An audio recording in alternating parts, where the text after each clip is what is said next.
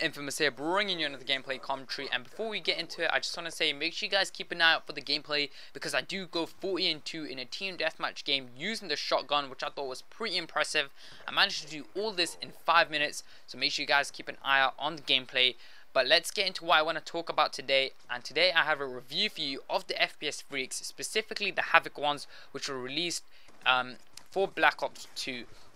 So if you guys don't know what Kontrol Freeks are, they're basically extra analog sticks that attach onto your current analog sticks of your Xbox 360 controller or your PS3 controller, and the purpose of them is to basically improve your accuracy by extending the height of the analog sticks.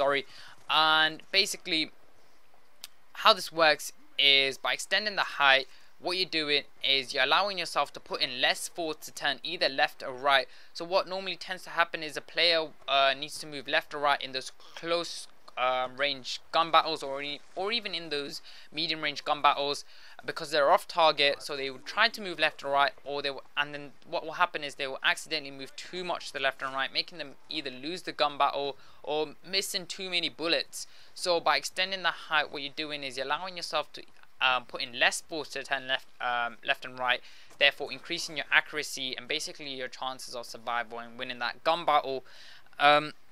So Kontrol Freeks, basically they sell for either around 10 quid in the UK or around $15 in the US. The prices may change depending on where you buy it from, but they roughly go for that price. So they tend to improve your accuracy, and does it actually do that? And in my opinion, yes, they do. Only in close range and medium range gun battles. You won't see any difference in long range gun battles. However, I am going to warn you, you're going to see very minimal difference with the Kontrol Freeks on. So don't expect to see godlike accuracy when you buy the Kontrol Freeks.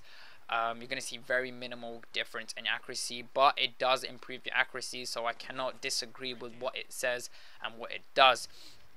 So but with this improved accuracy, there are a few drawbacks.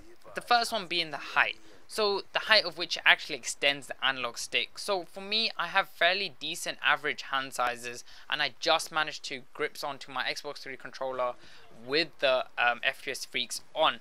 So if you're someone who doesn't have the biggest of hands, or this, and you don't even have average hand sizes, this may be a problem for you. The FPS Freeks may extend it a bit too much to where you can't use, or probably can't hold on to the Xbox 3 controller properly. So you might want to look into that, might want to look for a bit more, couple more reviews to see if anyone else is having that problem, because like I said, I do have average hand size. I don't have the smallest of hands, I don't have the biggest of hands, I have average, and I just about managed to hold on to the controller.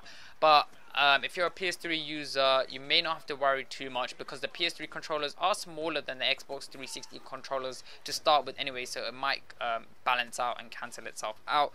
But like I said, that is probably something you guys might want to look into if you have pretty small hands. So the next drawback is damage to controller. So the FPS Freeks can potentially damage your controller and wear out your thumbsticks. Now it can do this basically because the FPS Freeks have little hinges at the bottom of them, so that it can attach itself to the current analog sticks.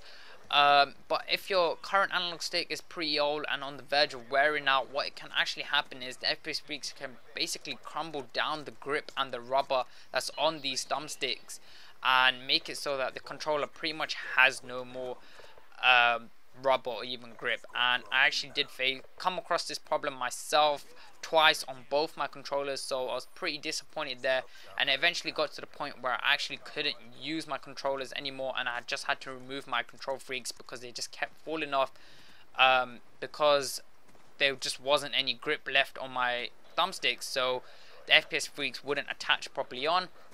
I just had to remove them, and it actually led to me having to buy some other form of grip to add to my current thumbstick, so that it doesn't hurt me, because it can get quite painful when the rubber and the grip is gone, because you're just left with some hard plastic there. So that was a downside to the Kontrol Freeks and the FPS Freeks. But out of 10, I probably would have to give these a 6 or a 7. They probably will work better with a brand new controller, maybe a controller which isn't on the verge of wearing down. But like I said guys, these do help your accuracy, but only in those close and short range battles.